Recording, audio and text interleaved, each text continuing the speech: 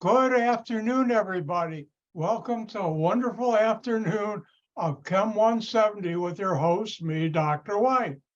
Hi, everybody.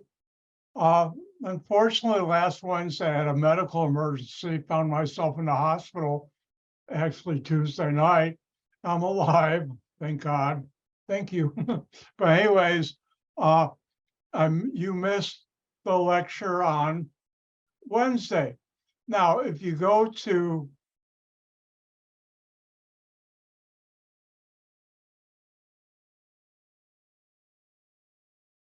my YouTube channel,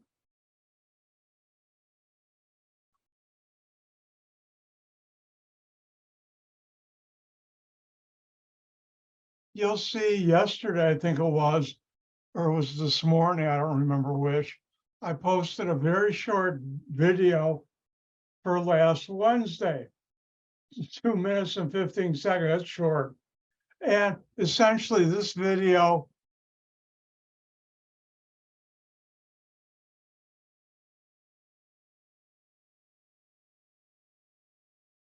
you notice, has this page, I'll stop it here, of two videos from an earlier Chem 170 Zoom class I gave here at ECC that you should have or you should watch. Now, if you look at, let me make sure you're seeing it, you are, I sent out on the 14th this email, which is the same in the video, similar. And here again are these two YouTube videos of a previous time when I taught Chem 170 on Zoom, like this. And you should watch this. The first one started at 1 hour, 13 minutes, 36 seconds. The second one started at 30:58. What that means is, one, I will assume, even though I don't like to assume, but I will, you have or will watch those videos. Some of today's lecture, I'm going to zoom real fast through because it's in that video. And that way we'll keep on track. Now, over the weekend, I graded test number 3. You people did really good. Thank you. Thank you. Triple thank you.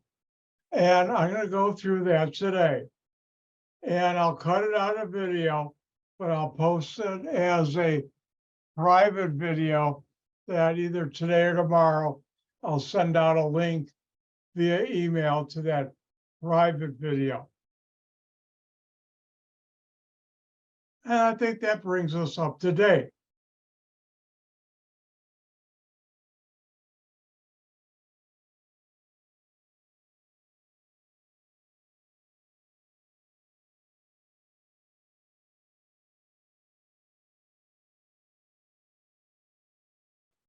Now, if I were in your shoes, well, they wouldn't fit. I have big feet.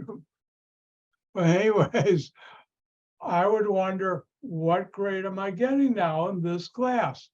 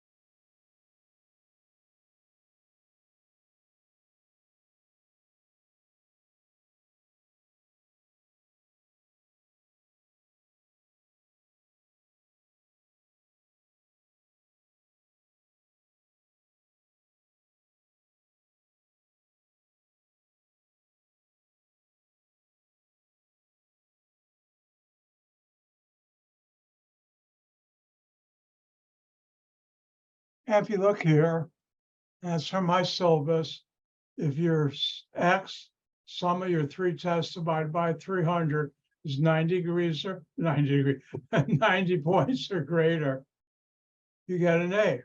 It's 80, 89 B, 70, 79 C, 60, 69 D, less than 59 or equal to F. This is assuming you've handed in all your labs. Now, there's a method too,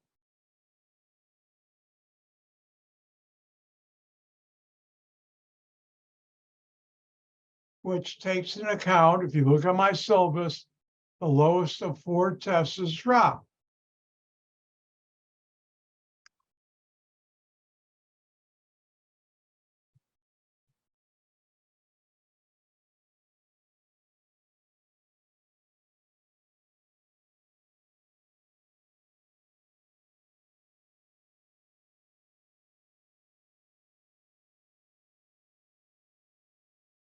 All right, take the sum of your 2 highest out of the 3 tests, divide that by 200.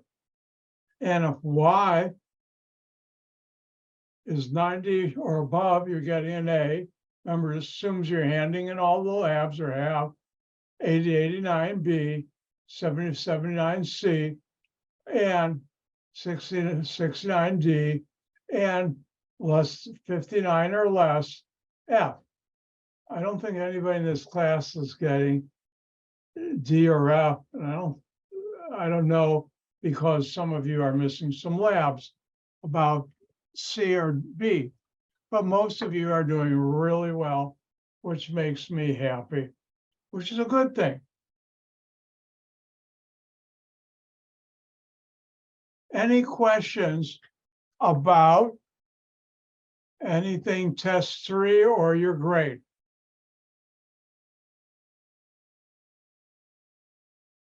Remember, if you'd like to come to my office hours, or you can always schedule a private meeting if you have any questions about anything, because I haven't said in a long time, there's no such thing as a dumb question in my class, in my universe, and I practice it.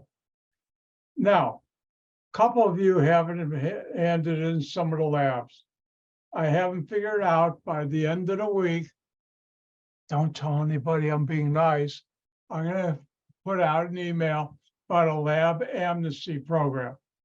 And I'll take out 1 point for being late, but this is a chance for you to hand in the labs you missed. So please take care. Listen, there'll be a lab amnesty program. All right.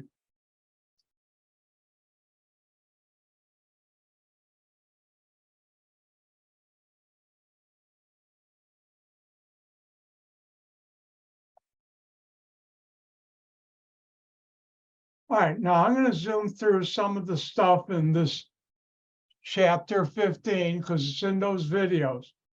But I do want to go over something I talked about last Monday because, oh, it's time to be subtle.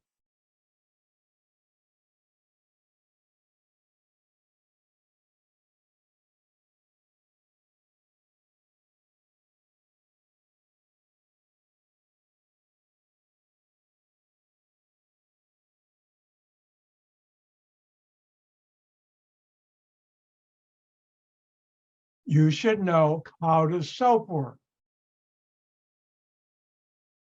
And soap has a hydrocarbon tail and a polar head. And you can draw it like this, and you should know the structure. I get the right color ink.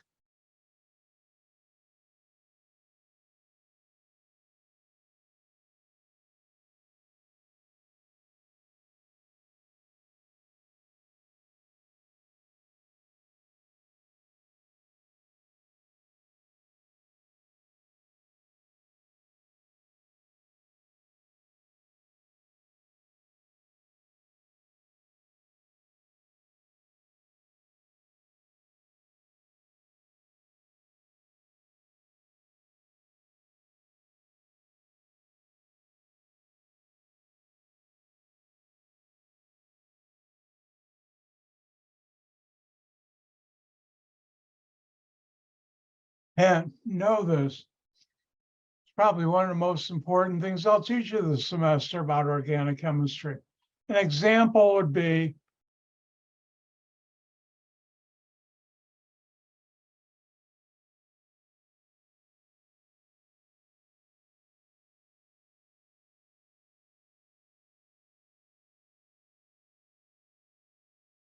a mixture of sodium stearate, sodium oleate. Remember, R sub O and R sub F has law 18 carbons. That's your nonpolar tail. And the industry, which I worked in this industry, this is sometimes called sodium tallowate. Tallow meaning it came from beef fat. I hate to break this to you, but a lot of your bar soap comes from animal fats. Not that there's anything wrong with that. And I worked for a company, Unichem, that sold carboxylic acids, sodium or stearic acid oleic, and a mixture sodium tallow or tallow fatty acid that was used for soap. Now, you should know the most important part of this puzzle is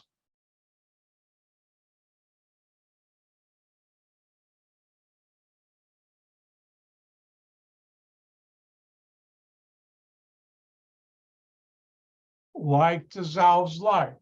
We were on a board in a classroom at ECC. I'd fill up a whole board just saying like dissolves like, because that's the important part of this puzzle. And what is like dissolves like?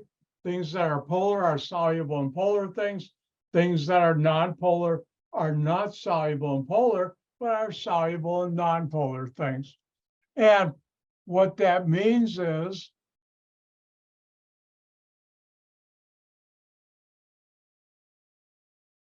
the most polar substance I can think of or in our universe is water.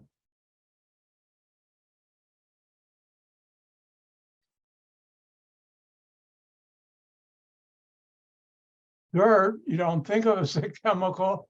I actually worked one summer at the IIT Research Institute where we were doing for the government research on how to develop, back then it was a serious problem, a non-phosphate detergent.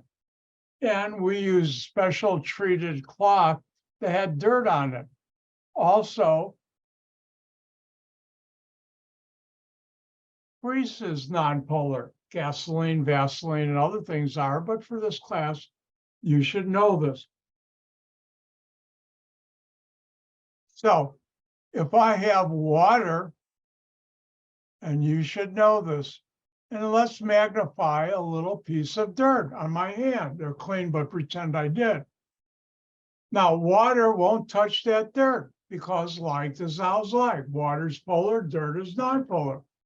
However, the soap molecule has a nonpolar tail and a polar head.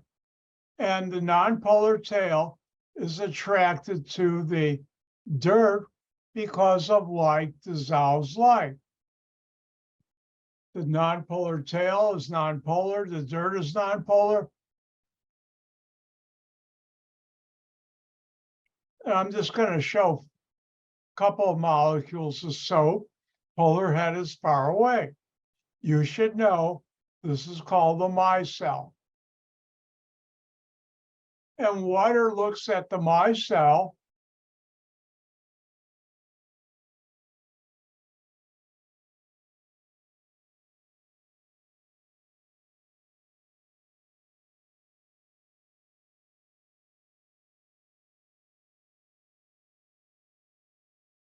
and says, the water says to the micelle, I'm polar, you're polar, let's go down the drain together.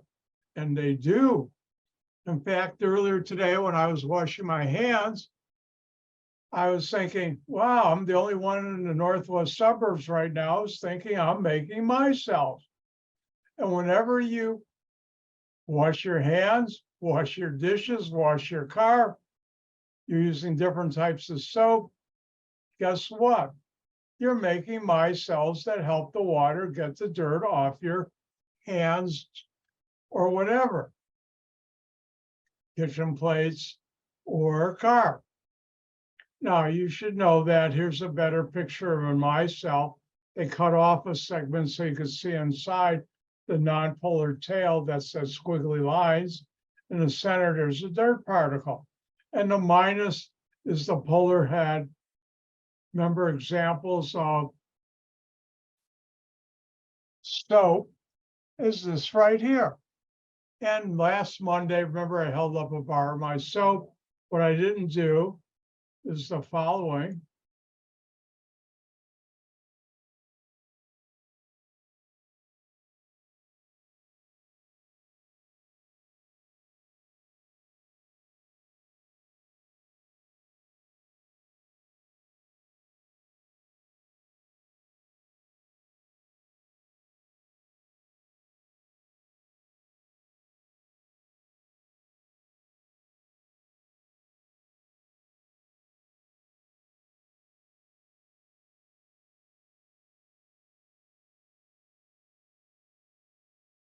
Now, if you look here on your screen, let me make sure you're seeing it. You're not.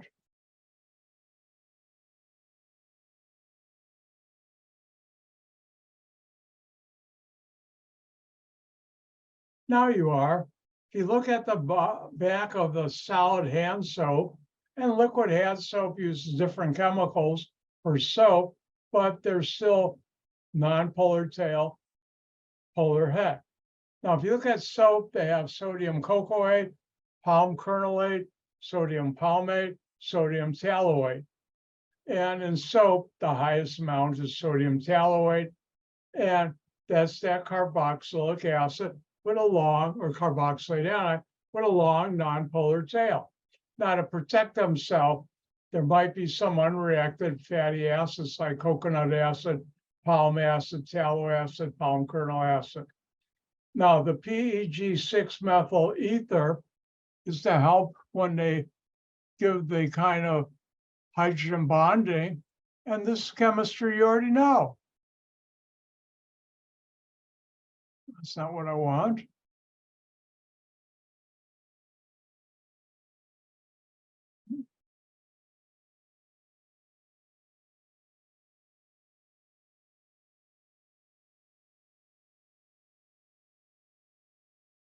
That's why I can't find it. I closed it when I didn't want to.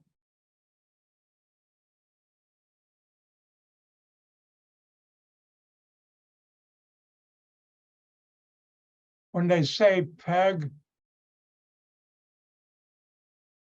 is that 6 or 16? Let me cheat and go back and look. 6. This is a common name.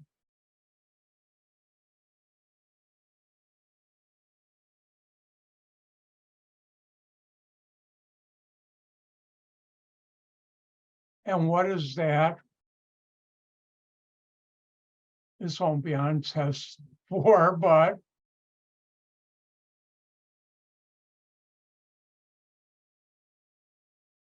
take an alcohol plus 6 moles, which I'll put N moles of ethylene oxide.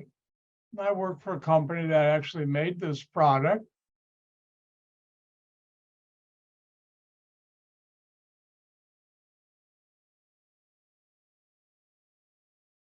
And that's your ether alcohol. In this case, what's R, what's N?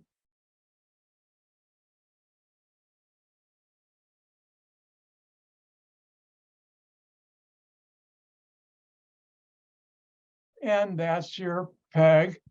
That stands for PEG polyethylene glycol, 6 moles, ether. And you wonder, why did I teach you this? Because it's used in products you use in your daily life. I think I forgot to, excuse me, I didn't check. Let's go through that again. PEG 6, and this won't be on test, methyl ether, alcohol 6 moles of ethylene oxide, alcohol N moles of ethylene oxide, polyether alcohol, and this should be a 6. And that's the chemistry I've been teaching you are used to make products in your daily life. And that's so. By the way, there's fragrance in there. They don't show it here. If your bar is white, you can look on the, not named after me, the color. Oh, that was a bad joke, sorry. Then that's what gives the color of the bar. What is that? Titanium dioxide, TiO2. That's used in paint too. Now, while I'm here on the internet, let's look at one other thing.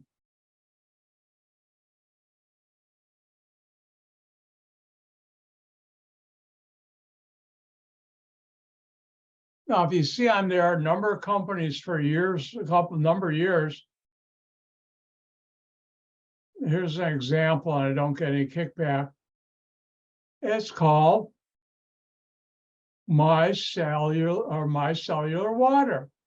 And as I learned a number of years ago when this first came out, a student came to me in a CUM 170 with a copy of the ad from a magazine about this or a similar product. What's this, Dr. White? And I looked up the ingredients. I already knew before I did. Guess what? There's no micelles in micellar cleansing water. It's just a very good formulation of soap with other chemicals that helps get a woman makeup off very nicely. And from what I've been told, you notice I forgot to put my makeup on. Oh no, don't look. But anyways, once you put it on your face to clean off things like your makeup, then you are making the micelles.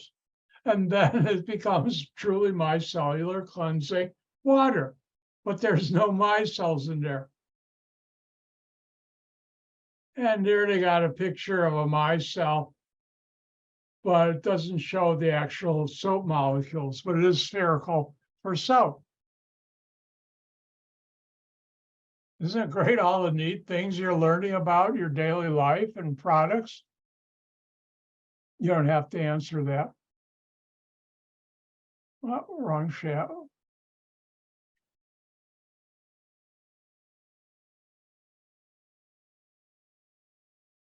All right. Now, in the videos you should watch that I sent out the email, talks about LAS, linear alkyl benzene sulfonates. You'll find that in laundry detergents.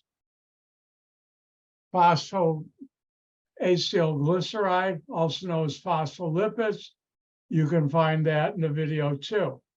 Now, real quick thing, lecithin is a phospholipid.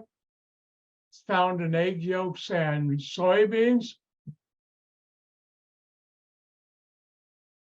This won't be on its test.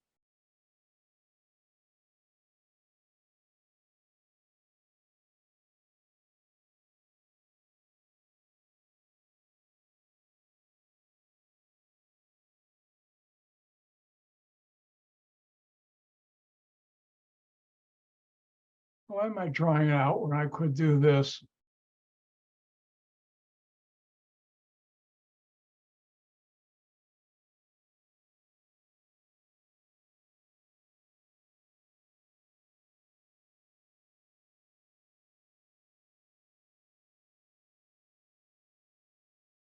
And if you look over here, you have the structure for, let me make sure you're seeing it. Yes, you are. For lecithin. On glycerin, two have esters here. This is called a phospholipid or phosphoester.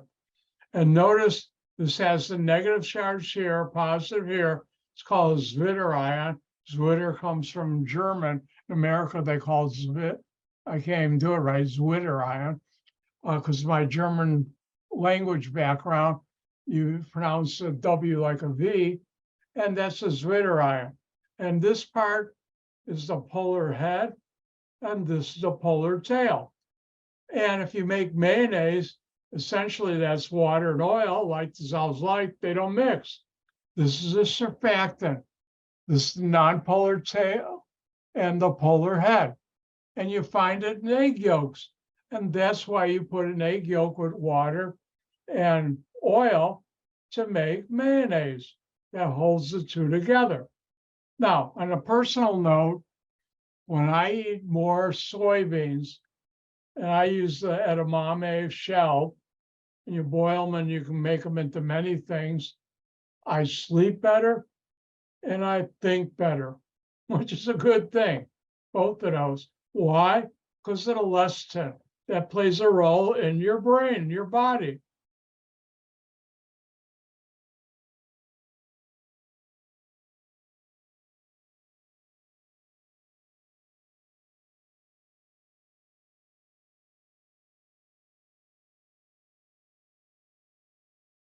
Now, in the beginning of this chapter, I talked about saponifiable phospholipids. Oh, I can do this real quick.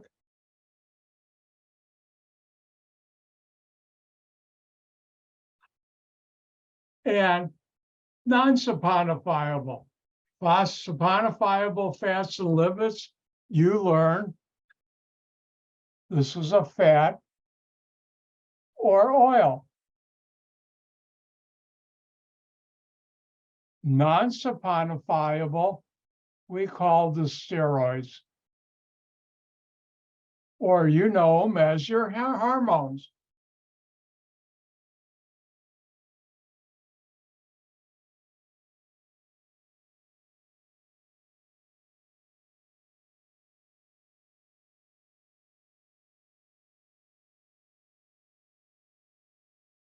And you should know, if you look on the video, you'll see me writing it there too. I'm pretty consistent year semester to semester. I even cycle the same stories and the same bad jokes. Ouch. You should know how to draw the steroid 4-ring fuse system. How do you do that? 6-member ring. 6-member ring. Up here, 6-member ring, and right here, 5-member ring. And you should know how to draw that. Now, many steroids, and look at the video, like all of them have this ring. And it's time to take a break. Right after, let's take a 5-minute break. I'll talk once more about this, talk about something interesting. And I've got to take this phone call. See you in 5. Hello?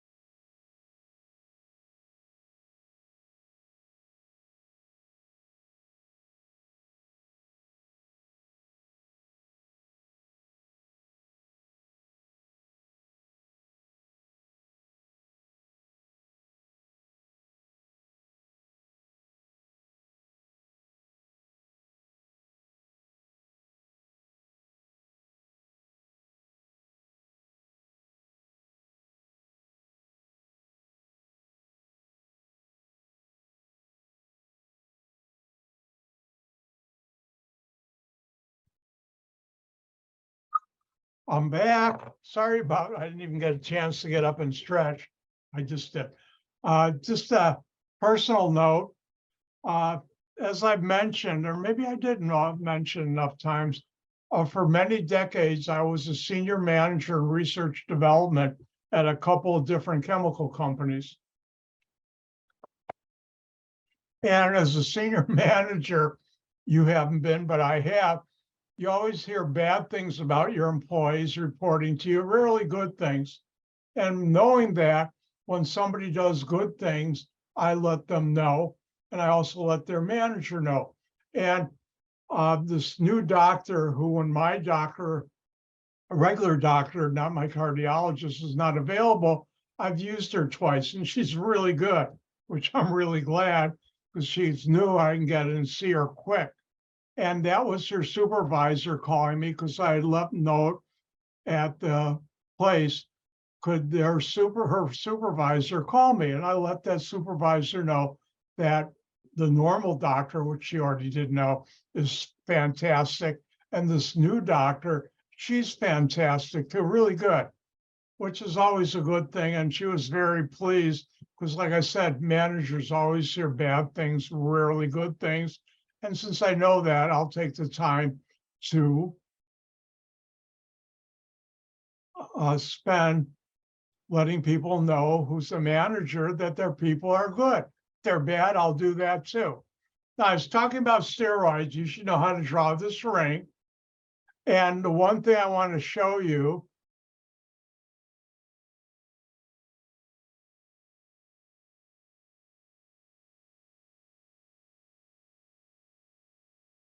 I don't need this, so let me just close this in a second.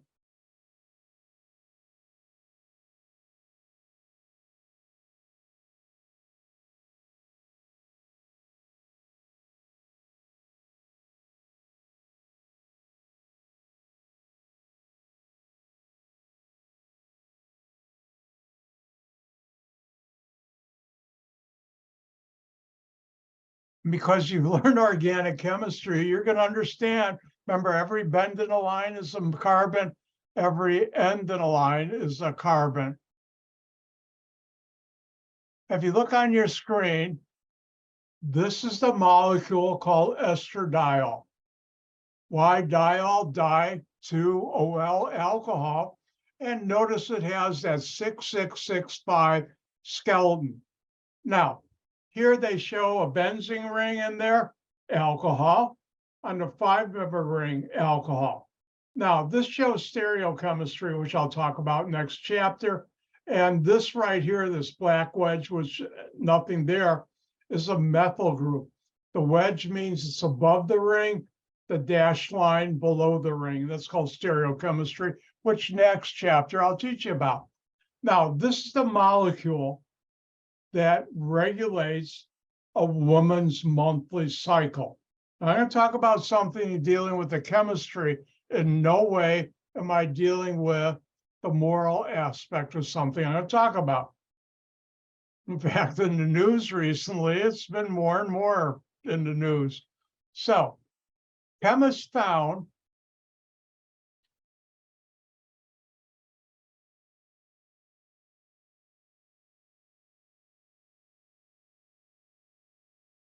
that this molecule, ethynyl estradiol, a woman's body can't tell the difference between estradiol and ethynyl estradiol. The only difference here is on this carbon with the hydroxyl group, there's a triple bond. And from cheap materials, plants, I think it's extract from plants, I can make ethynyl estradiol cheap, but to get estradiol, that's really expensive. Well, this molecule is the molecule used for birth control pills, which eventually I think certain political group wants to outlaw. Don't bet on it, but if they had a chance, they might and would. Hopefully they don't, but that's my personal opinion. It shouldn't be in there. And this has been made by the organic chemical reactions I've talked to you. Because it's inexpensive, the birth control pills are expensive. How many women could afford on a 30-day month pills, $500 or $1,000 or $1,500 or more? Not many. This is a lot lower cost because it's made from low cost materials. And how it works, they're in birth control pills.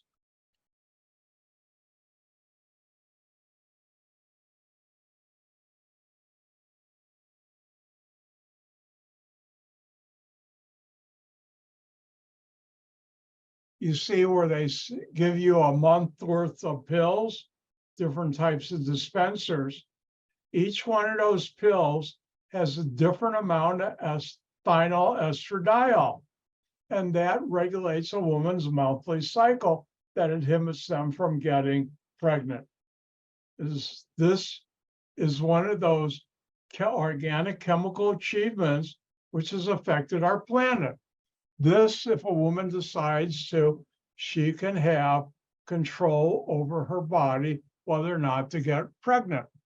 Now, with all medicine, this one, there's certain side product risks that they've been working to get rid of. The earlier ones had problems, I think, with cancer or something.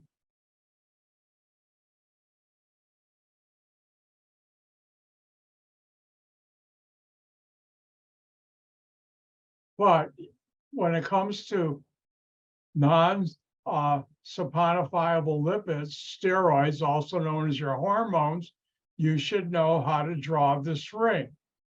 And that's the skeleton for all of our steroids, which are called hormones.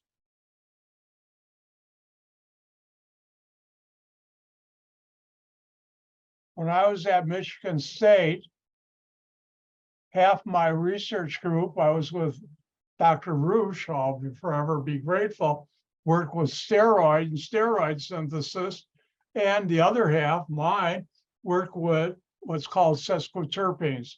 And both are complex ring systems. Never showed you this, but my research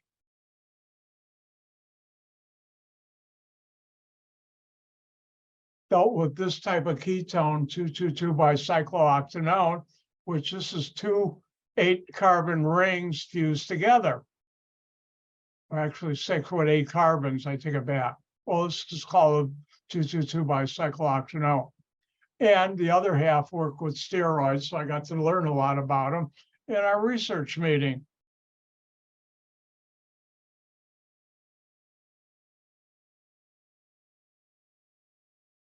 And if you look in your book, they talk about hormones being chemical messengers.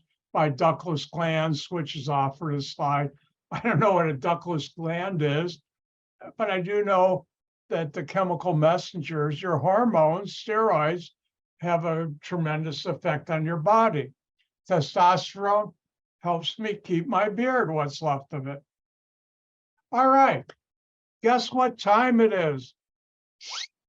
It's new chapter time. Wow, this semester's winding down. We're already talking about this chapter.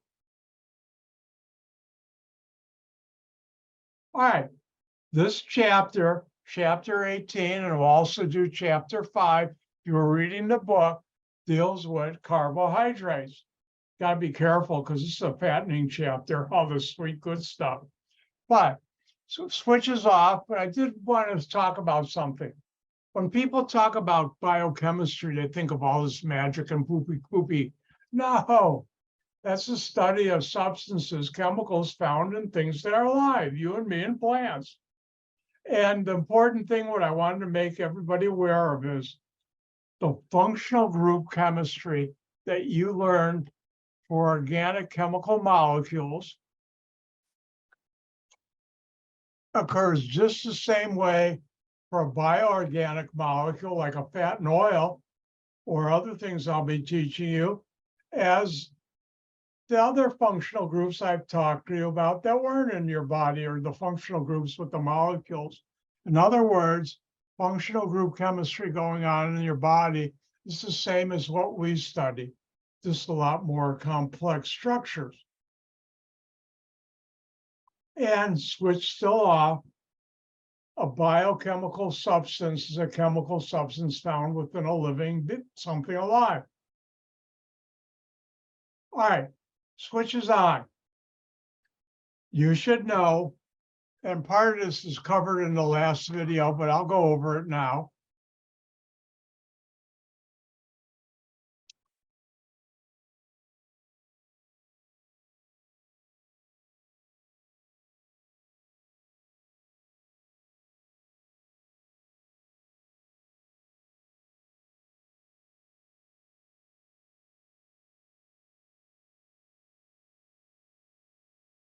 You should know what is a carbohydrate.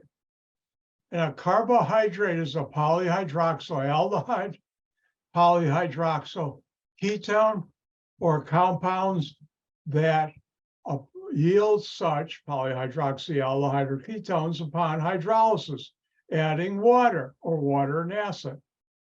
Just water will do. Now, poly means many, more than one, hydroxyl, OH, and you know an aldehyde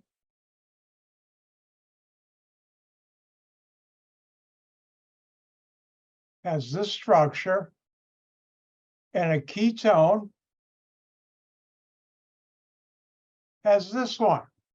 Now, for this chapter, you do not have to learn the structure of glucose and fructose. And I'll teach you later on what do I mean.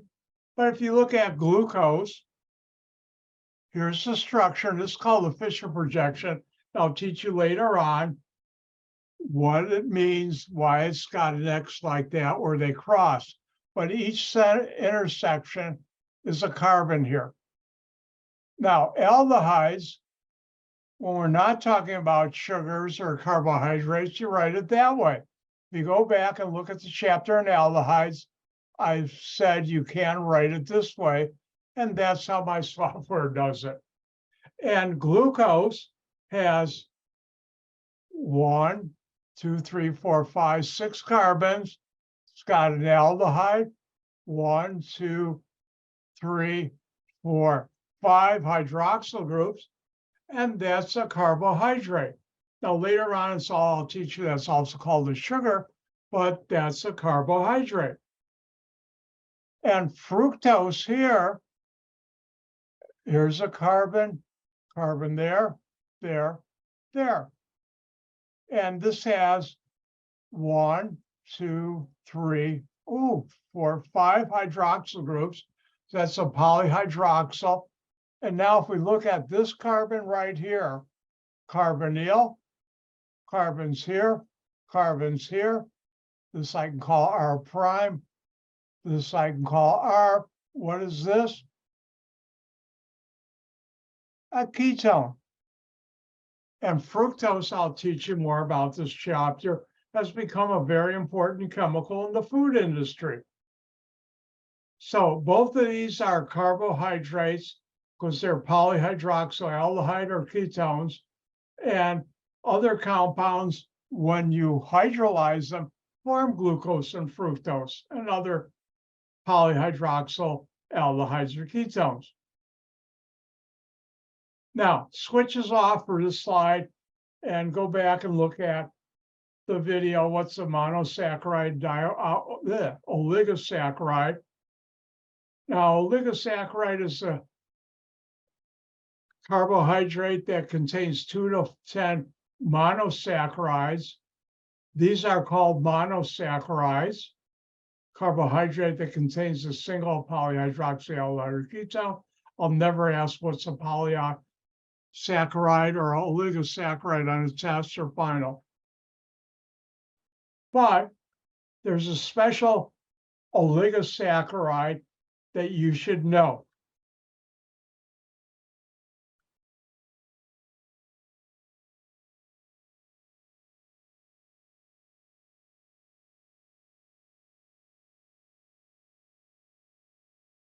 And once again, I am being subtle. And that's the carbohydrate that has two monosaccharides bonded together. And the most important one you should know is sucrose. You also know it as table sugar. That's the white stuff you put in your coffee, tea, or on, I don't know, your cereal or your oatmeal or when you bake or whatever. And you should know sucrose is table sugar. Now, they're polysaccharides. That means many monosaccharides, like a polymer, like I taught you, where the carbohydrates are made up and bond together like a long train, a polymer. Oh, that reminds me. How sad, last Wednesday, I didn't get to talk about polymers, but you'll watch the second video. I think it's the second or first video near the end. I had the polymers lab that was, I would have talked about last Wednesday is in there, and same explanation I do every year. So please watch that because that lab is due this Wednesday. Oh, I forgot to mention, along with the test scores when I posted them over the weekend, I also, the last lab, if you handed it in, I graded it and posted your scores.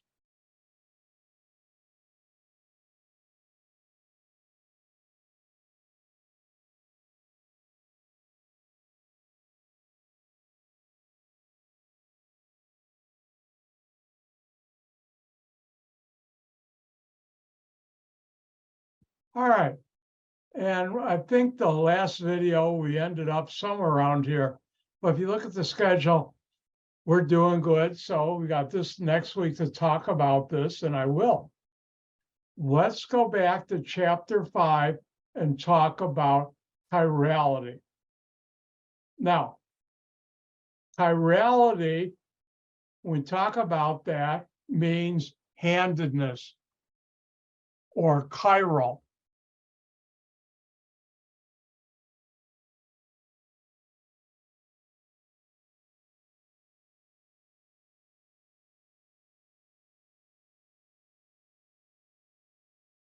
And you should know chiral means Greek for handedness. I think about 3 years ago, once that summer, I had two students who were both from Greece and spoke fluent Greek language. I said, does chiral mean handedness? And they said, yes. Yeah, you read it in a book and you wonder, is that really it? But I got that firsthand. Oh, that was bad fun. But what do we mean by handedness? And I'll teach you more about it. Right and left hand. They're the same. No, they're different. And I'll teach you about that. And that's why chiral, you'll see they use the Greek word for handedness. This chapter, I'll teach you the difference, chemical difference between your right and left hand. No, I'm not going to show you my right and left foot. I'll teach you the difference between that too. Now, when we talk about chirality or handedness, carbohydrates exist in two forms, like your hands are right and left. All right, now when we talk about chirality, I need to talk about mirrors. I assume all of you, A, have looked into a mirror one time in your life, and B, all of you have access to a mirror, whether in your own home or if you go into a restroom. Let me fix my chair.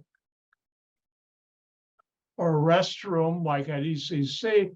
I know the men's bathroom have mirrors, and I've been told, because I asked my students, female students, they have mirrors. Now, when you hold something in front of a mirror, there are two types of possible images. One is superimposable, and that means you have something in its mirror image, they can superimpose where everything lines up and you can push them together and they line up. Oh, I've got to warn you about something. Hold on. Warning, warning. I'm going to be doing some artwork drawing on my whiteboard. not structure, something else. And the reason I'm warning you is my mother was a really good amateur artist. Not one iota of that rubbed off on me. My father was a really good amateur carver. He liked to do things. Oh, he was good at that too, like my mother was. And not one bit rolled off on me, and I inherited nothing. When I draw the structures in certain pictures, be careful. Don't hurt yourself laughing too loud.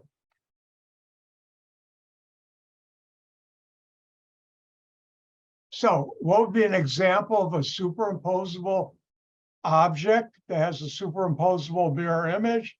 Be careful. This is going to be rib lapping time. Let's assume you have a sewing needle. Here's the pointy end of it. Here's the end you put the thread through. Oh, that's even bad for me. And I'm going to put it into this dotted line. This is my mirror. In my mirror, I will see this image.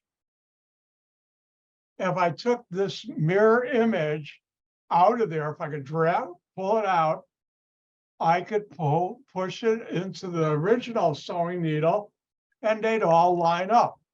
And that's a superimposable mirror image. Now, the other type of mirror image is a non-superimposable mirror image. That's where you have a mirror and an image in the mirror. If you were to take that image out, guess what? They wouldn't line up. Now I'm doing this because I'm going to give you a demo. I'm going to take this off for now. Rare. My hands. Here's a homework assignment. No points. You don't have to hand it in. Sometime between now and next Wednesday, stand in front of a mirror. Put your left hand like this. You'll see the reflection is this, your right hand. It'll look like this. So your hands are mirror images. Are they superimposable? Let's find out. Uh-oh. If my middle finger line up, my thumbs and other fingers aren't. If I line up my thumbs like this, these are not lining up, or neither is my palm, front or back of my hand. So your hands are mirror images and they're non-superimposable. Yeah, I have to do it. Everybody know what this is?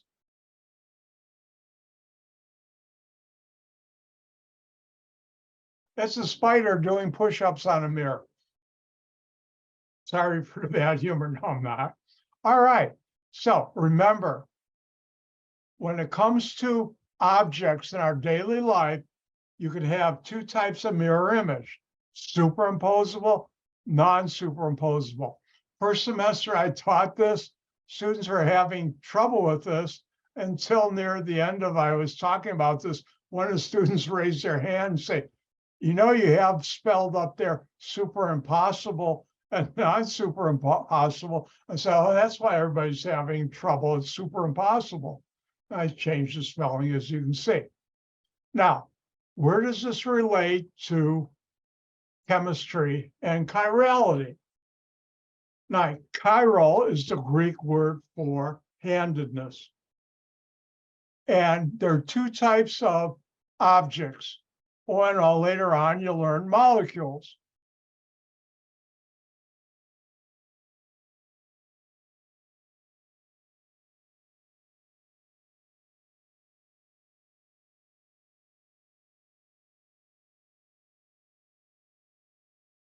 And that's hint. Know this.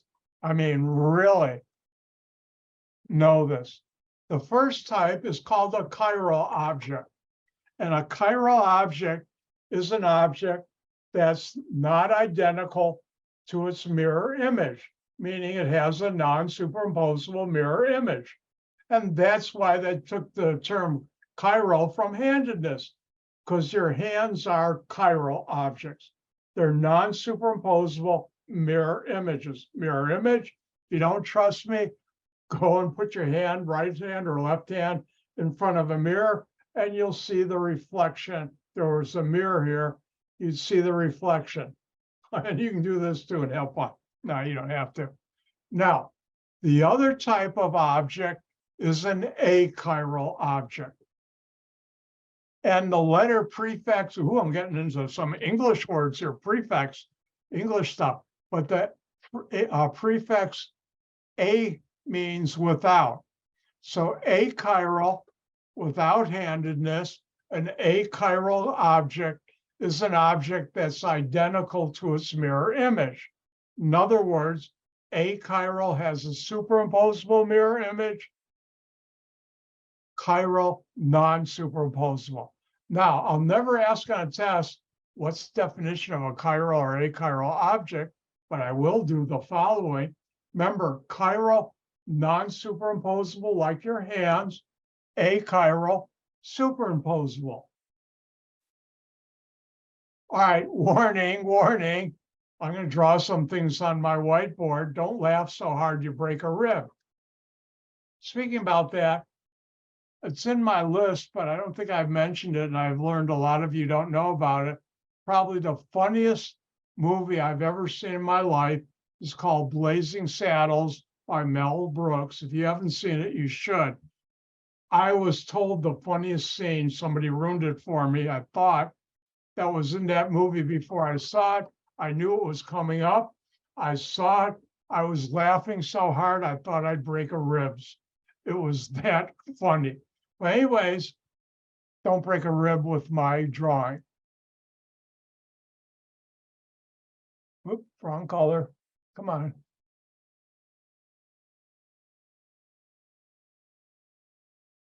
That's worse. Hold on.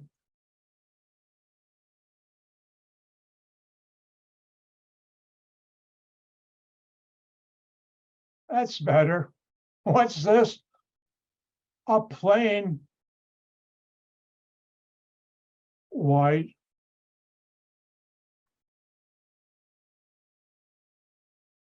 tube sock. And the question is,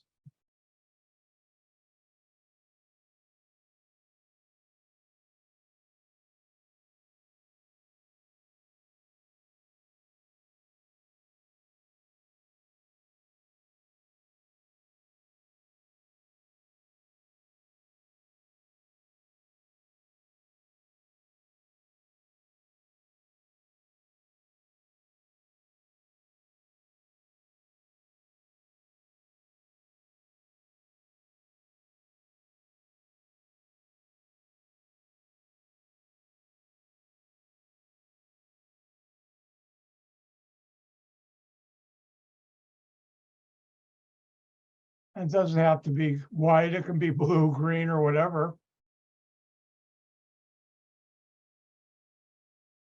And for those of you who've seen the kind of tube socks women can buy also, with no toe place for your toes, which is this. And the question is that 3 points each, chiral or achiral? Chiral, superimposable mirror image. Achiral, non-superimposable. How do you figure that out?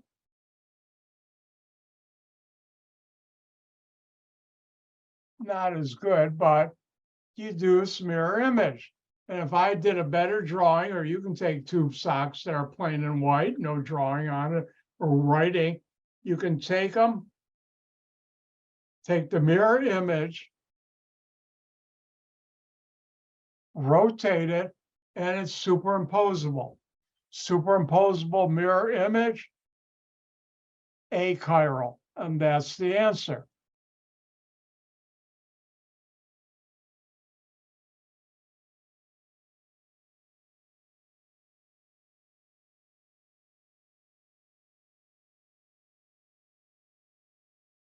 Let's do B. Your left foot, is that chiral or achiral? And no, I'm not going to draw a foot. That would probably injure a lot of you from laughing too hard.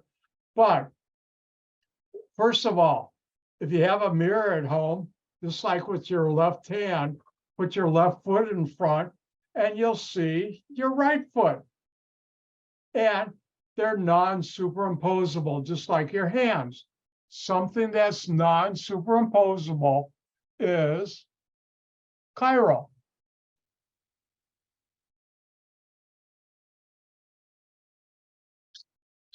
I got a secret for you. If you see in the name of something the word left or right, that immediately tells you it's chiral. Left hand, that tells you it's chiral, but you can prove it non-super. Left foot or right foot, it's chiral. How many of you have ever played Simon Says when you were a little kid, like in summer camp? Remember, they'd say, Simon says, do this. And if they didn't say Simon says, and then they say, do this, you got knocked out and the last person standing was the winner. All right, let's play Dr. White Says and do this right now. Everybody touch your right ear. And the question is your head chiral or achiral? Are your ears chiral or achiral? But you never thought of that. I'll give you another 10 seconds to think about that while I drink some water.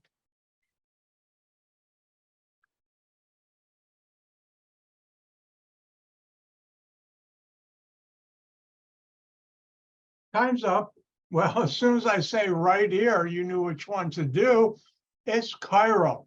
Your face is chiral, non-superposable mirror image, but I'm not going to draw that. That would ruin your day. I don't want to do that. Oh, let's do another one. Wrong one.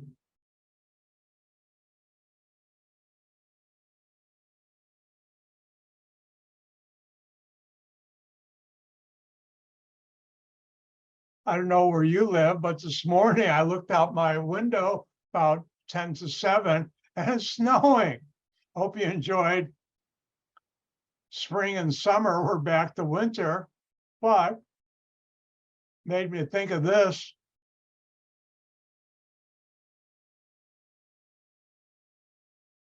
With a round snowball, perfectly round snowball, is that chiral or achiral? I'll let you think about it, then I'll do it.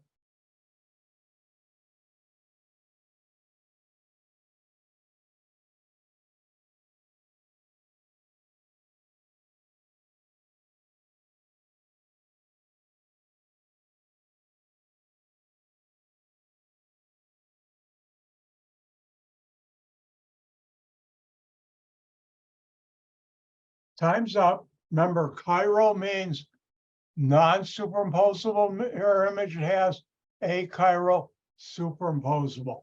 And the way I'll do it is, here's my round snowball. And I'll put in my mirror. This is a mnemonic or a mental device I like to use. You don't have to do it. And I'll draw the mirror image. If you were to take this out, it would be superimposable. So something that has a superimposable mirror image is achiral. All right, watch out. This is real dangerous.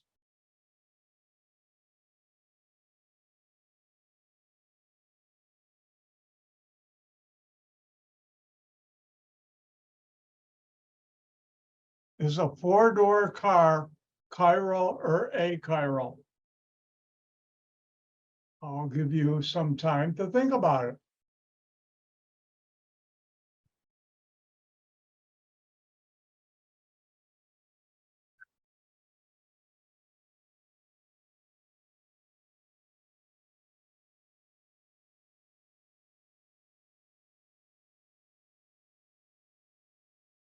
Ooh, I haven't done this in a while. Let me know when you got your answer and then I'll do it. Again, is a four-door car chiral or achiral?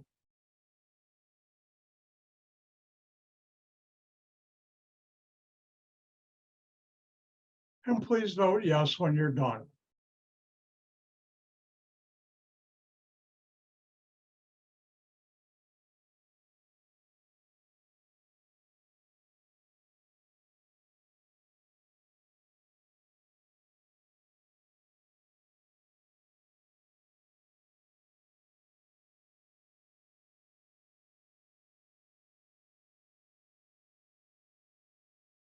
I think everybody's done, so don't laugh too hard. Let's look at a four-door car.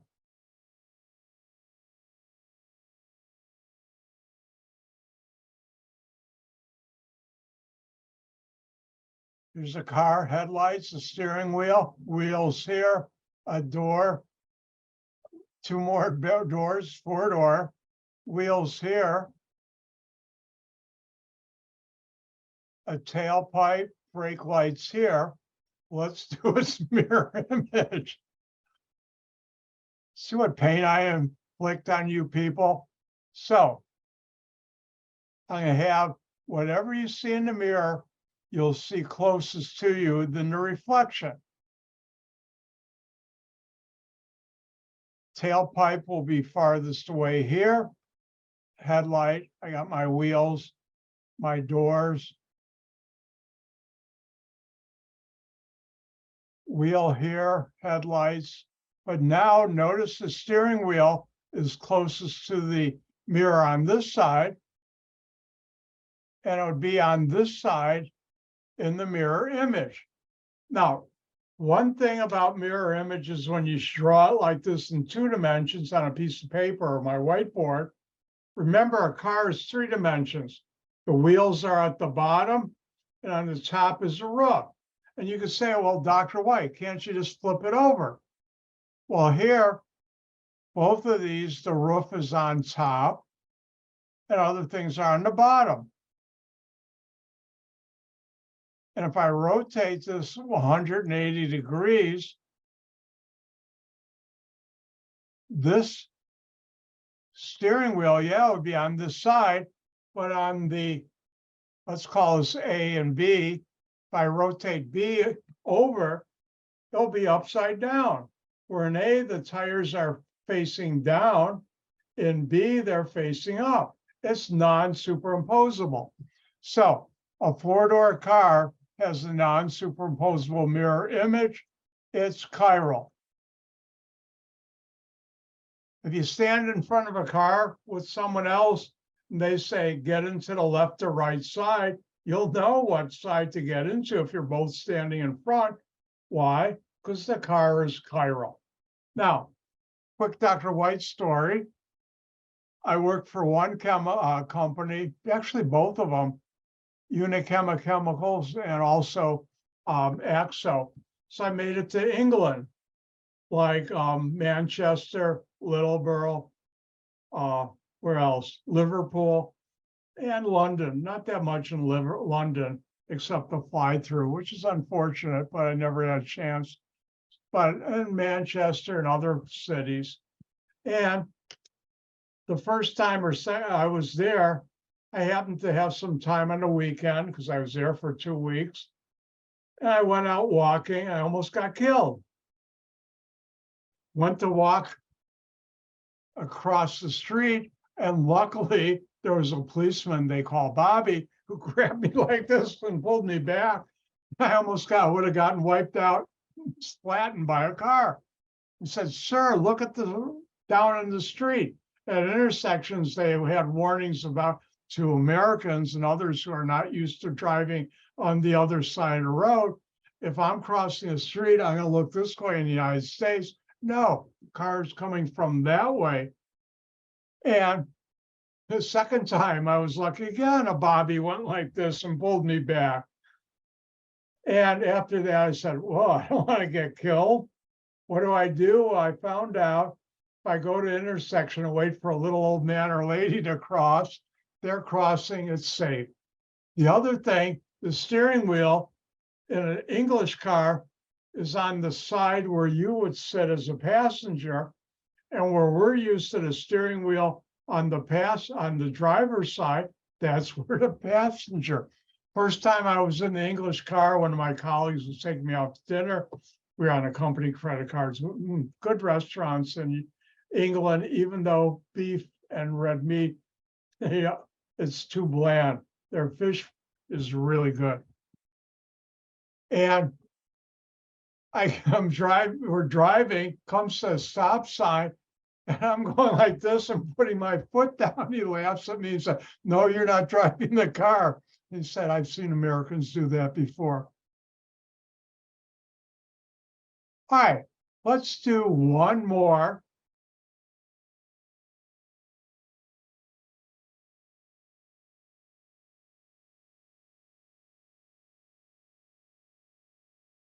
Since it got cold out, and maybe two more. Is a right winter glove, where you have the fingers, you put it into the glove. We were in class and it was cold enough, I take and show you mine. Is that chiral or achiral? Your turn. And while you're going around next couple of days, if you have a chance, think about things. Are they chiral or achiral?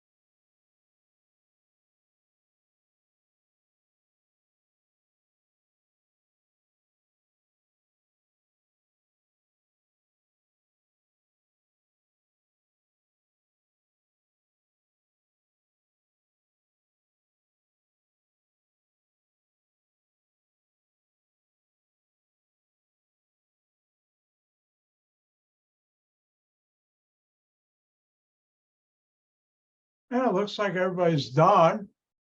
And the giveaway is, as soon as you see right, that tells you it's chiral.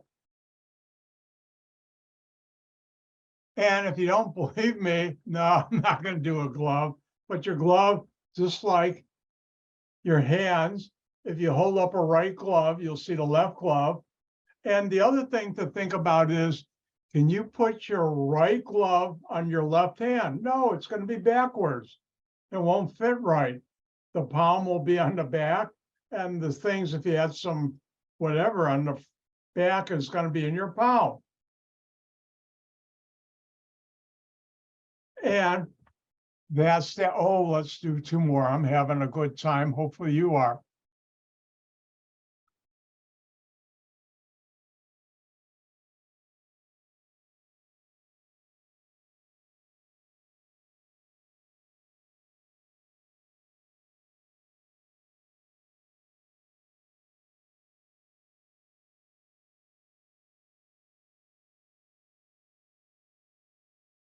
Is a mitten with no leather palms chiral or achiral? Remember, chiral, superimposable mirror image. Achiral, non-superimposable mirror image.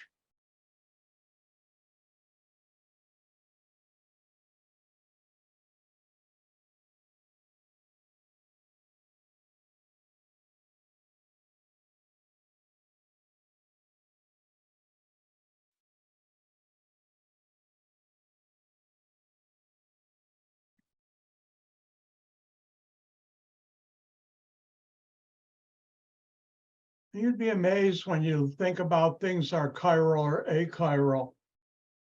Ooh, I'll talk about this in a second, maybe more. All right, looks like everybody's done. My turn.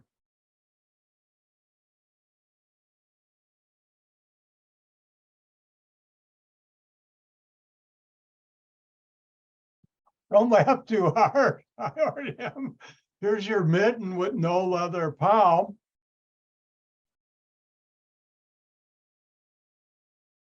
And here's this mirror image. And you could pick it up and superimpose this on here. This is superimposable. Something that has a superimposable mirror image is achiral. A means without handedness. And just like tube socks, if you have mittens that have no leather part bound to it, you can put it on either hand. And let's do one more. See if I remember all the letters of the alphabet. Anyways.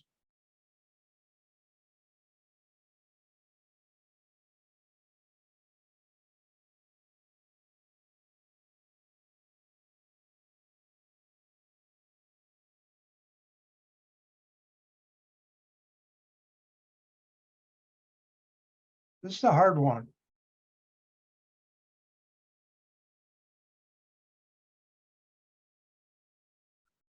You have a pair of pants with a zipper in the front. You'd have pockets in front and back too. Is that chiral or achiral?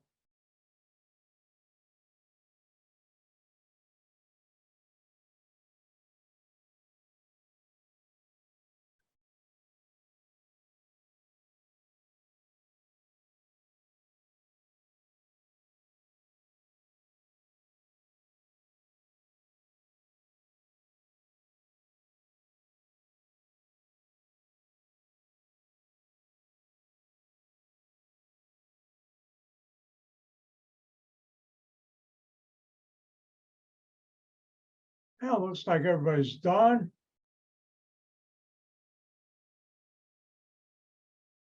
And let's take a look at this. Am I going to draw a pair of pants? No, that would ruin your day really bad. But I can tell you a pair of pants with a zipper in front and pockets in front and back have a non-superimposable mirror image, which means they're chiral. But a better way of thinking, a quicker is, you have a pair of pants with a zipper in the front and pockets and everything, the way it's sewn together. Do you put your right leg in the left pant leg and your left leg in the right pant leg, so it's backwards? Is it going to look right? No. We were face to face. I'd show you, I'd stand up. Here are my pants. I have sweatpants on without a zipper, but usually before the pandemic, I would never wear sweatpants in a class. Now I do. I guess that's part of the pandemic mentality of Dr. White. But I'd say my pants would be on backwards. They wouldn't fit right. And if I come into a classroom with my pants on backwards, I hope one of you call for the paramedics, because I probably need help quick. And that's chiral. If I look at the clock, we went a little over.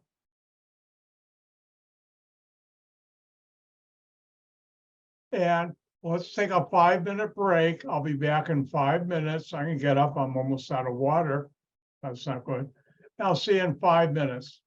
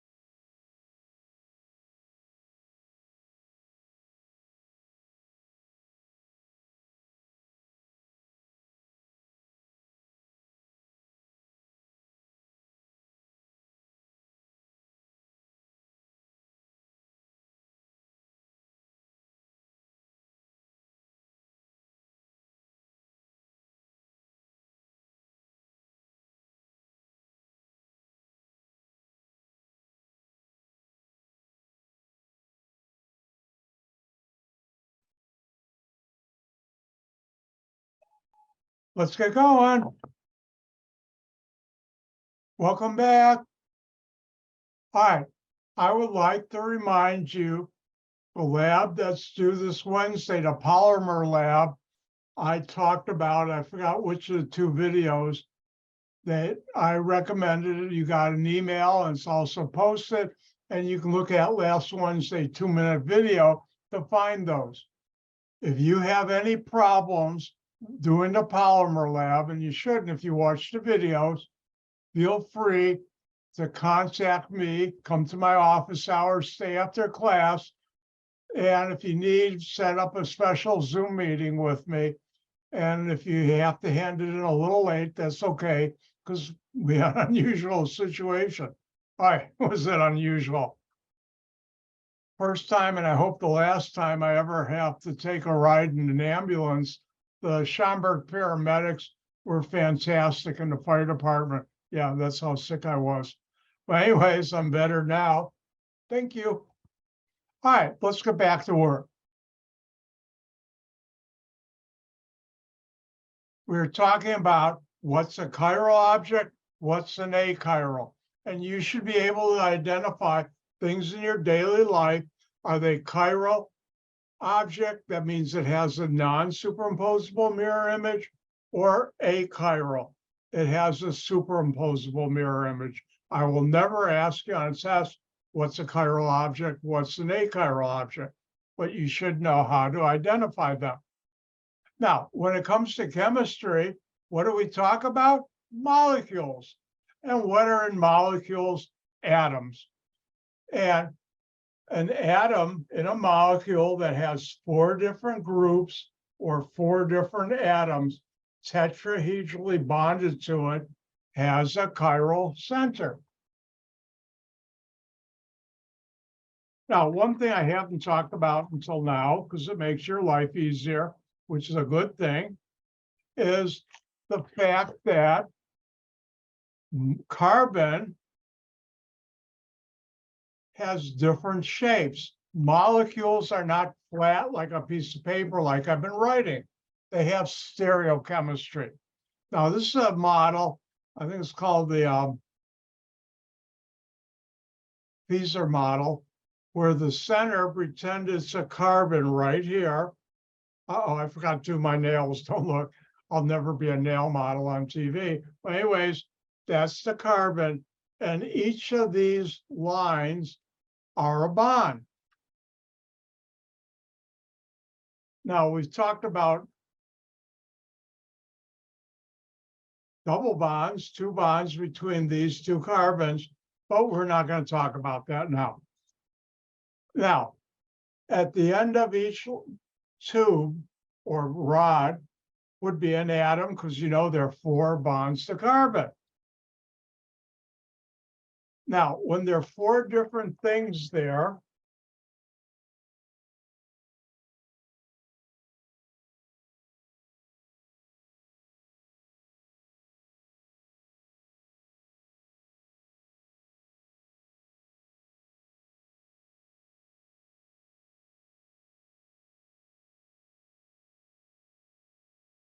here I have a molecule. Forget about other than they're different colors, different things. The center carbon has this black post, silver post, red, and yellow, 4 different things to them. And it turns out when a carbon has 4 different groups or atoms attached to it, it's a chiral carbon. And I'll teach you why that's important later this chapter. And here I can show that, and I'll do this a little later, you can have one that's non-superimposable mirror image. The dashes means it goes behind the paper. Remember, this is 3 dimensions, like the red is behind, and the wedge, think of yellow as C, closer to you. And I'll do this in a second with the structures, but these are non-superimposable mirror images.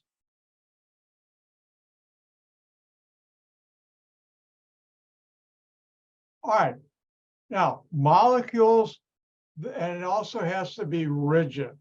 Now, if you look at a quaternary ammonium salt, nitrogen has 4 different groups to it.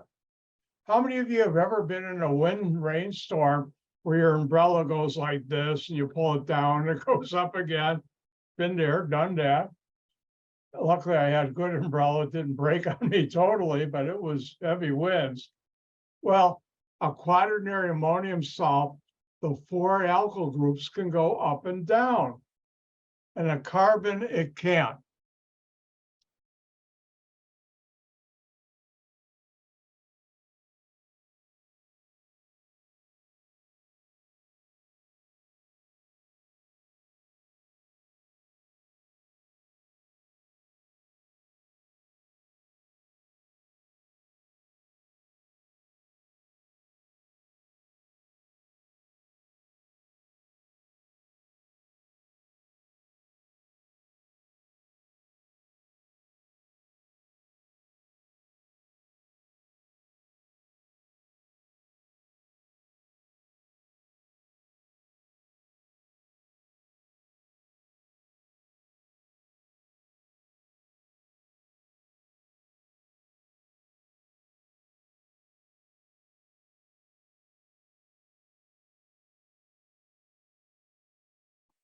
All right, let's look at the following.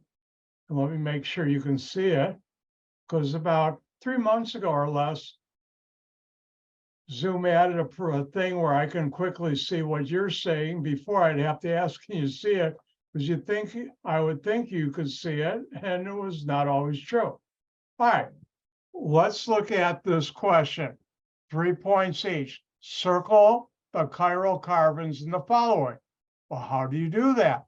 A chiral carbon has 4 different groups, 4 different atoms, or a combination of 4 different groups or atoms. Now, here's a good tip. Don't tell anybody I'm being nice. If a carbon has 2 or more of the same group or atom, it cannot be chiral. If a carbon has 2 or more of the same atom or group, it can't be chiral. Well, in that case, here we have CH3, 3 hydrogens, that's out. CH2, 2 hydrogens, that's out. CH2, 2 hydrogens. Remember, it has to have 4 different groups. It has 2 or more of the same atom or group, that's out. CH3, 2 groups, 3 groups. That leaves us with this carbon and this carbon. And if we look at this carbon right here as a hydrogen, hydroxyl group, this methyl I'll call R, and this part I'll call R prime.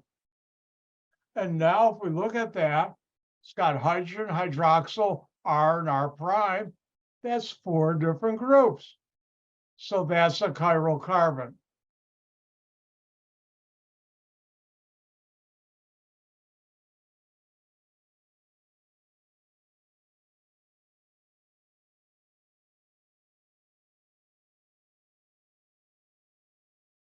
Now, if we look at this carbon, it's got a hydrogen, a bromine. This methyl I'll call R prime. All this stuff I'll call R. And they're all different. 4 different groups, 4 different atoms or combination. So this would be a chiral carbon.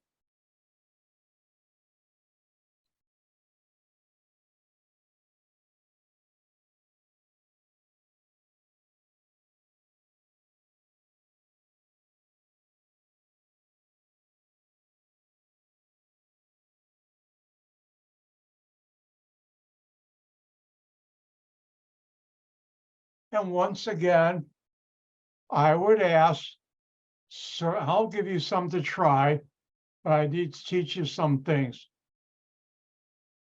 And I am. Circle the chiral carbons. If a carbon has 2 or more of the same group, it can't be chiral. So this is out, and this is out. Now, if a carbon is in a double or triple bond, it can't have 4 different groups. So if a carbon is in a double bond or triple bond, it can't be chiral. So that's this carbon and this carbon is out. and the carbonyl is out. So all we have left to look at is this carbon and this carbon. And the question is, let's look at this one first. Does it have 4 different groups or atoms or combination? Hydrogen, thiol, methyl group I'll call R, and this whole thing I'll call R prime. Are there 4 different groups? Remember I told you, you have to know how to count up to 10. Right now it's just 4. And the answer is yes.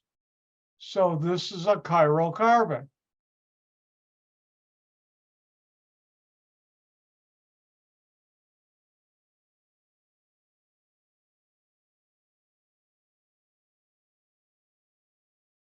Now let's look at this carbon. It's got a hydrogen, hydroxyl group. Let me write it a little better. We'll call this R, and these 2 carbons with the carboxylic acid R prime. Are there 4 different atoms, 4 different groups, or combination of 4 different things? And the answer is yes. And that would be a chiral carbon. So that one has 2 chiral carbons. So remember, how do you identify a chiral carbon? As 4 different groups, 4 different atoms, or combination of 4 different groups or atoms. If it's in a double bond, it can't be chiral. If it's in a triple bond, it can't be chiral. If it has 2 or more of the same group on it, guess what? It can't be chiral. But I can be thirsty.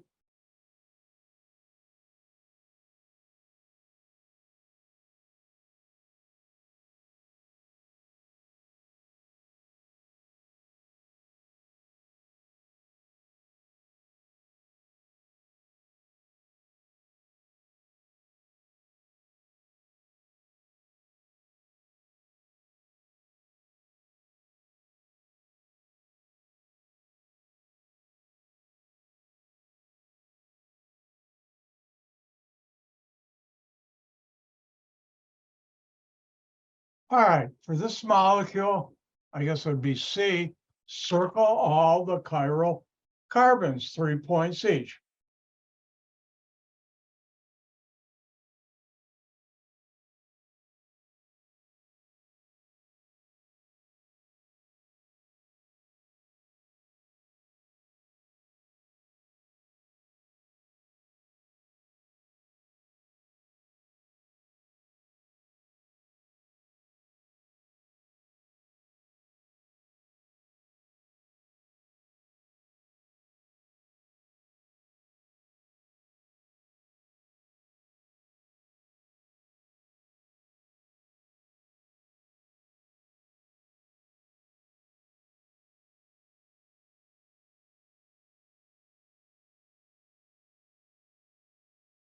Remember, chiral carbon, 4 different groups, 4 different atoms, or a combination of 4 different groups or atoms. Hold on, I gotta fix my fingers.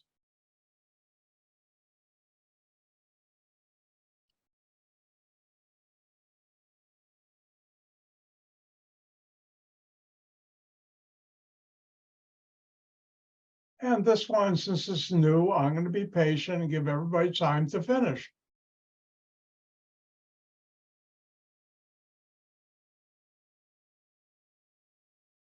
Oh, during the break, I went and opened my front door to get my mail because my mailbox is right outside my front door. Why, it's winter out there. I've got to go somewhere tomorrow. I looked at the weather report earlier. Now with the way it felt, I'll have to wear my winter jacket. I thought that was done with that.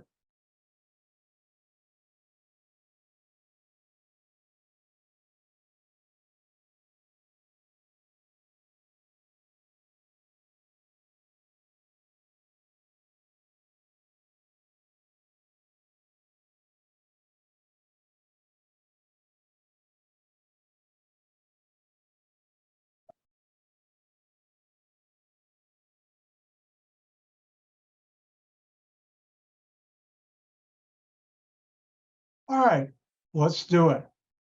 Now, I found eliminating the achiral carbons those that aren't a chiral center.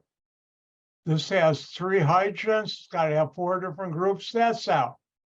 All right, double bond carbons can't be chiral. Ooh, 2 hydrogens, that's out. 3 hydrogens on a carbon, that's out. So what do we have left to work with or consider? This carbon, this carbon, this carbon.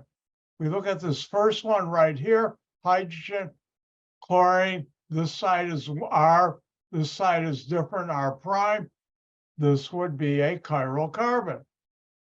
If we look at this carbon, hydrogen, amino group, NH3 amine, and we call that an amino group. This whole side here, I call R, and this side, R prime, they're different. Hydrogen, amino group, R and R prime, and therefore that's chiral.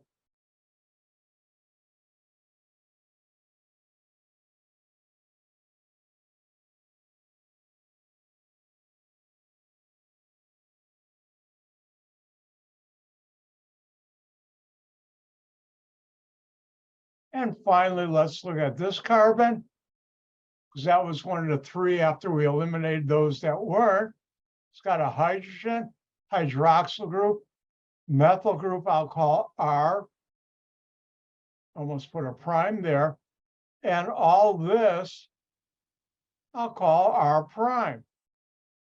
So I have hydrogen, hydroxyl, R prime, they're all different. So this would be a chiral carbon. Oh, let's do another one.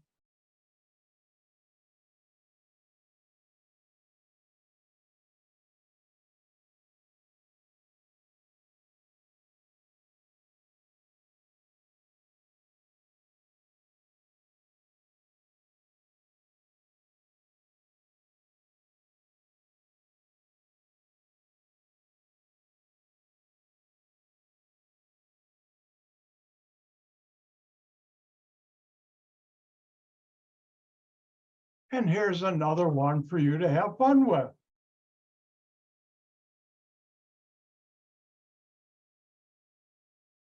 Again, circle all the chiral carbons, 3 points each.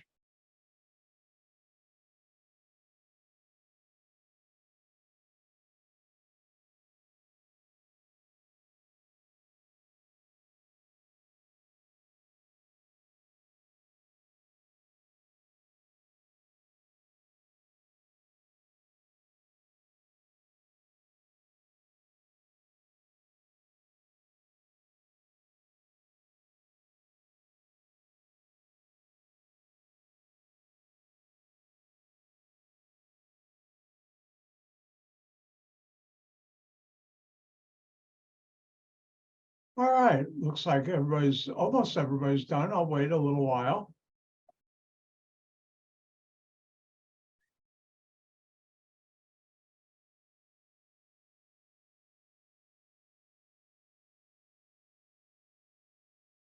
All right, let's do this. We look at this molecule. Any carbon with 2 or more of the same group can't be chiral. So a chiral carbon has 4 different atoms, 4 different groups, or carbonation of 4 different atoms or groups. So this is out, this is out, this is out. And 1, 2 bromines on the same carbon, that's out.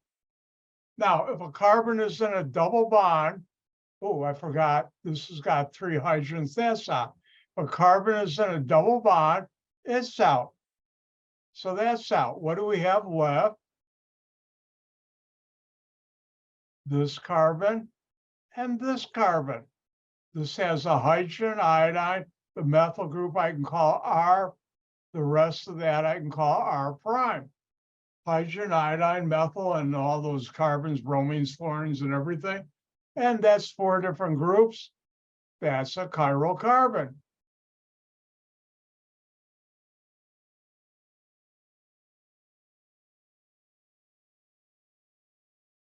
Now, if we look at this, is the only other carbon that didn't have things that would inhibit it from being chiral center or chiral carbon. if we look at that, it's got a hydrogen, fluorine. This I'll call the two carbons with the oxygen, actually three, the ester, R. And this side has two bromines, the iodine, all these carbons. I'll call it R prime. Hydrogen, fluorine, R, and R prime. 4 different groups or 4 different atoms or combination thereof. This is chiral. And you should know how to circle a chiral carbon in a molecule.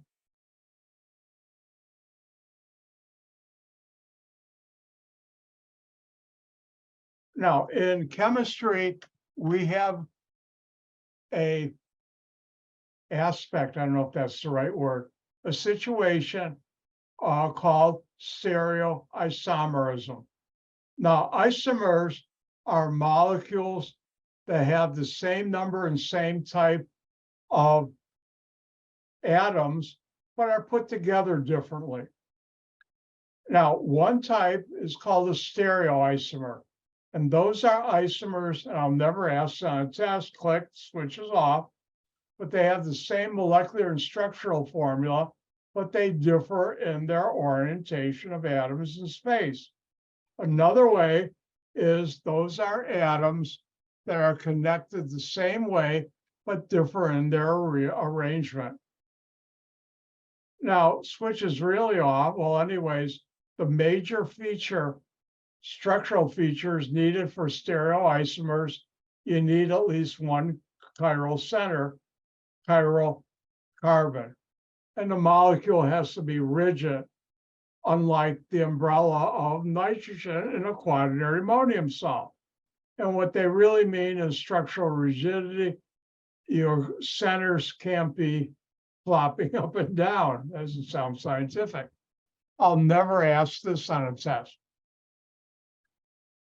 However, at subtle time,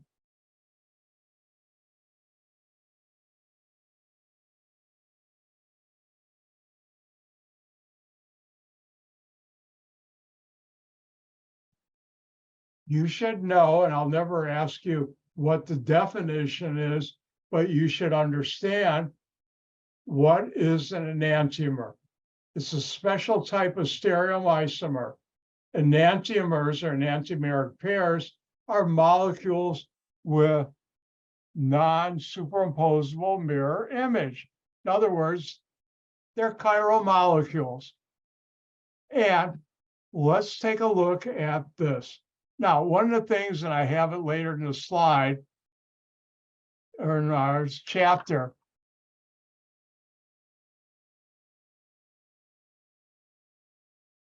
is this called the Fisher projection. I think I used his name. How many remember Fisher esterification, making an ester? That actual reaction to be used by chemists was discovered by the great German organic chemist Emil Fischer. But most of his work, that alone is a lifetime achievement, but he won the Nobel Prize for dealing with carbohydrates and simple sugars. And this is what he won. Another thing he came up with is the Fisher projection. Now, if I hold this up,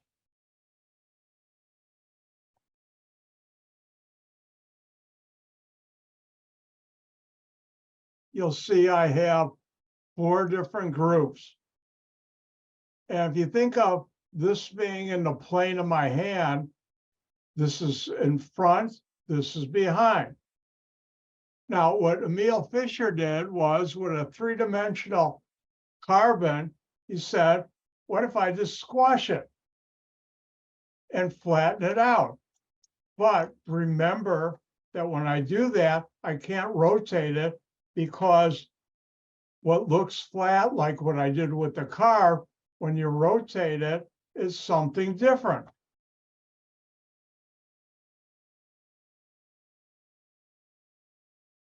And this is glucose. And remember, every intersection of a line is a carbon. He flattened it out and didn't write the carbon. this showed the intersection. So let's look at how to determine how to draw the enantiomer of a molecule.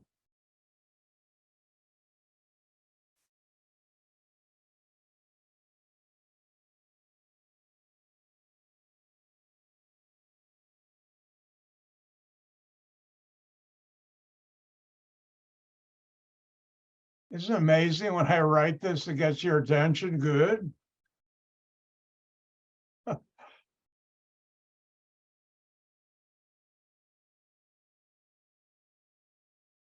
Now, I have to admit, I frequently spell enantiomer wrong, so I'm going to sneak.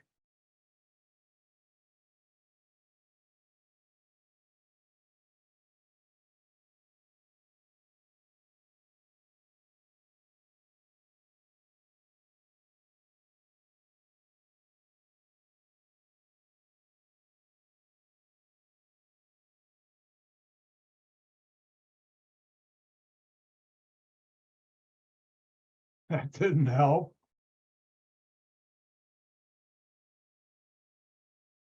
Uh-oh.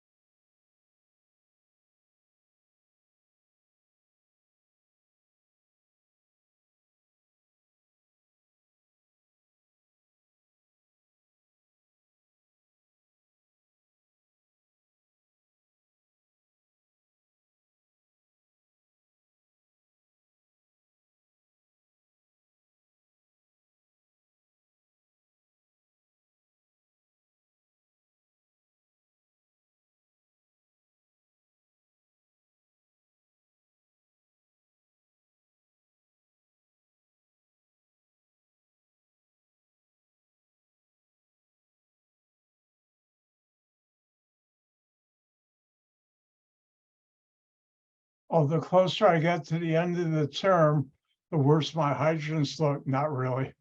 All right, so how do you draw this? By the way, you don't have to know the structure, but I will tell you that's glucose.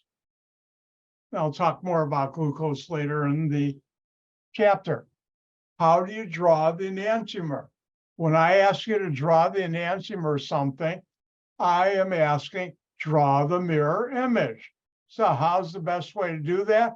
Well, I have found I put in my mirror. You don't have to, but I like to. And I'm going to have the backbone. Now, this is a carbonyl.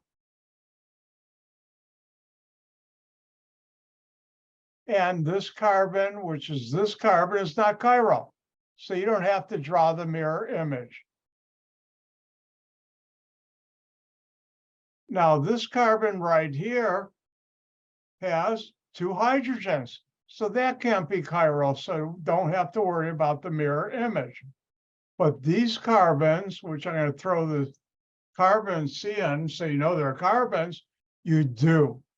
And if you look at your hand, and I would highly recommend between now and next Wednesday, stand in front of a mirror, put your right hand or left hand up, and you'll see the reflection in the mirror of the other. What does that mean when you do that? If I hold my hand like this, the reflection will show me the palm of my hand. What that means is what's closest to the mirror, hydroxyl group, will be on this carbon. What's farthest away will be farthest away. Next carbon, what's closest to the mirror? Hydroxyl group. What's farthest away? Hydrogen. Next one, what's closest to the mirror? Ooh, hydrogen. Ooh, yep, hydrogen. What's farthest away? Hydroxyl group. And the last carbon on this backbone would be chiral, and that's something I got to show you in a little while, would be hydroxyl group, hydrogen. And this would be the enantiomer that you would need to draw as the non-superimposable mirror image. And just like the car, you couldn't rotate it off. This top here, the hydroxyl groups and hydrogen are coming towards you. Same thing here. They're coming towards you. And if I rotate this 180 degrees, these two atoms are now going to be backward. Where here, they're forward. And don't worry, I'll never ask anything like that on a test. But you should know how to draw the enantiomer, meaning the mirror image of a molecule.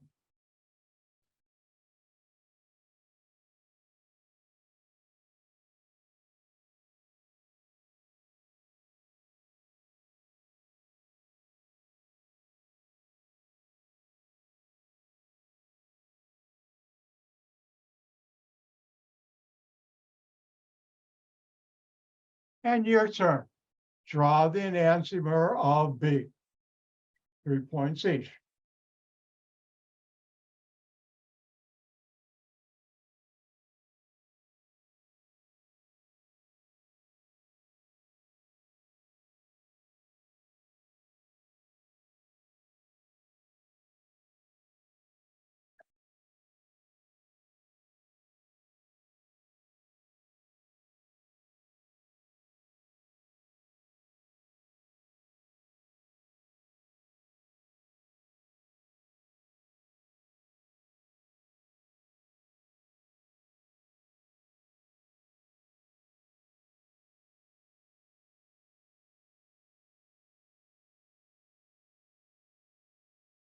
And this can be tricky, which is why I draw my mirror. Do you have to do that on tests? No, but it's just a habit I developed that helps me do it correctly. And as I mentioned more than once, good habits I don't change.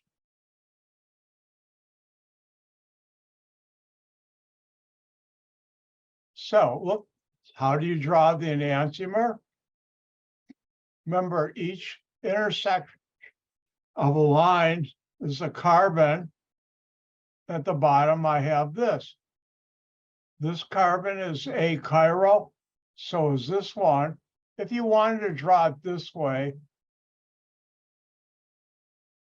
that's okay. Same thing with this, with the hydroxyl group on that side. But since there's free rotation on a carbon-carbon single bond, it doesn't matter. But these three carbons do. What's closest to the mirror, the OH, I'll see first in the reflection, the mirror image. What's farthest away, there. Next one, what's closest to the mirror? Hydrogen. What's farthest away? Hydroxyl group. And finally, the last one, what's closest to the mirror? OH, hydroxyl group. What's farthest away? Hydrogen. And I have my enantiomer. And that's how you do enantiomers. Now, one thing, now that you understand that a Fisher projection, each one of these lines is a carbon, I can ask you the following.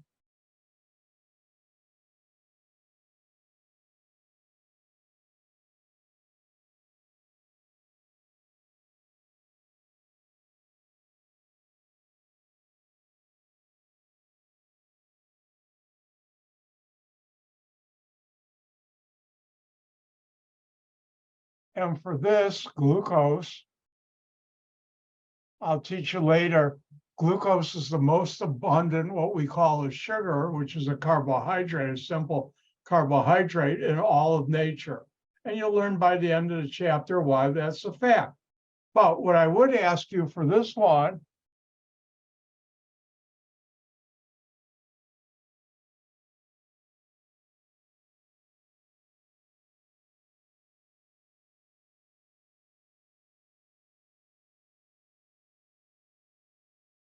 for glucose, circle the chiral carbons. Remember, each center right here, or I should say dot intersection, is a carbon. Your turn.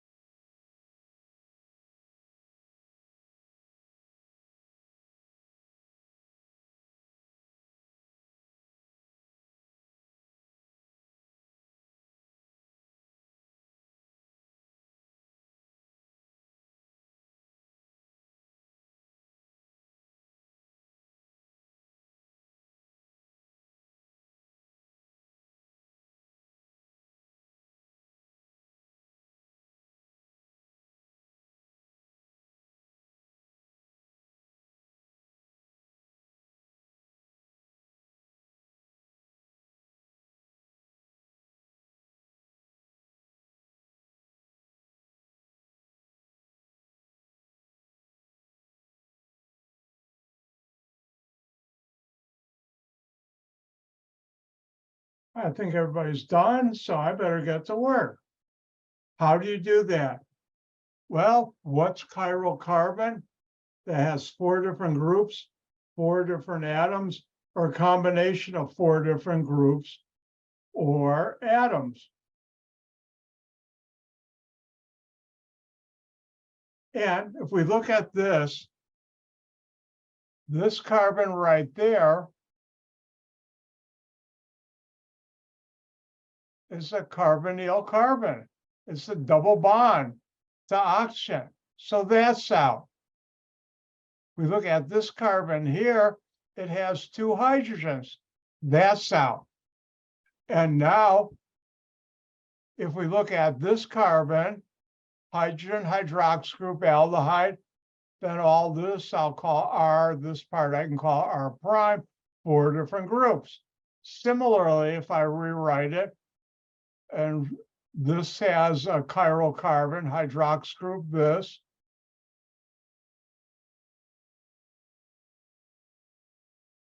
And now for carbon number 3, this part is R, doesn't matter which, this has R prime, so it has hydrogen hydroxyl, R and R prime, 4 different groups, 4 different atoms or combination. And the same thing for this and this one.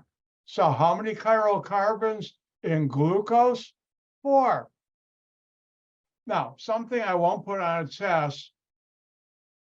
Oh no, I got a traveling circle.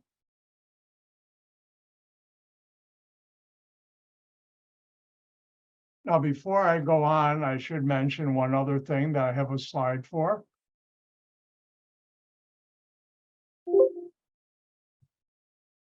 And that's diastereomers.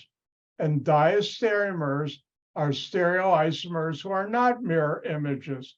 Cis and trans are hooked together, but they're not superimposable mirror images. Click.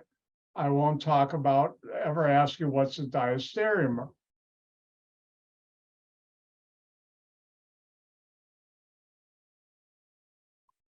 But I will mention this, and the switch is off. There's a formula.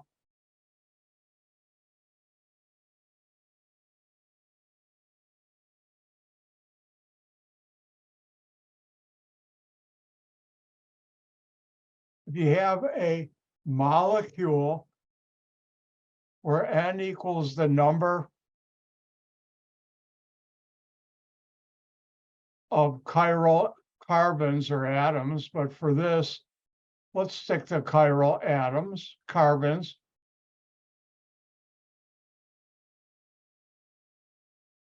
Two to the N tells you how many isomers, both enantiomers and diastereomers. If we look at glucose, the molecule, and similar with the same formula and the way it's set together, number of chiral carbons is 4.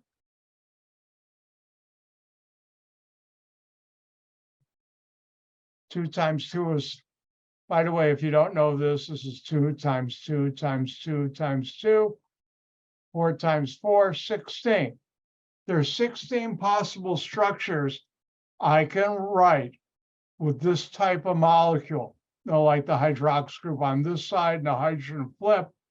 But Mother Nature has only picked this isomer to use in our body and to use in nature, not the other 15. Is she amazing or what? Don't answer that.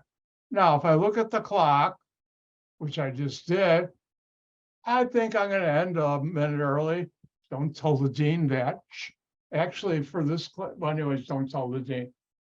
But listen carefully. Don't forget, the polymer labs are due on Wednesday. Look at the video. If you need help, come and see me. The video I had, which I did, I think, last year or last fall, is identical to what I would do if we were face-to-face live. So you're not losing out on anything. And with that, I'm gonna remind you, I have my office hour Tuesday night from 6 to 7:15. I have also my office hour on Wednesday night. And if you ever need help, email me and I'll say, "Gang gesund, goodbye." I stole that from Granny to Beverly Hillbillies. Bye now.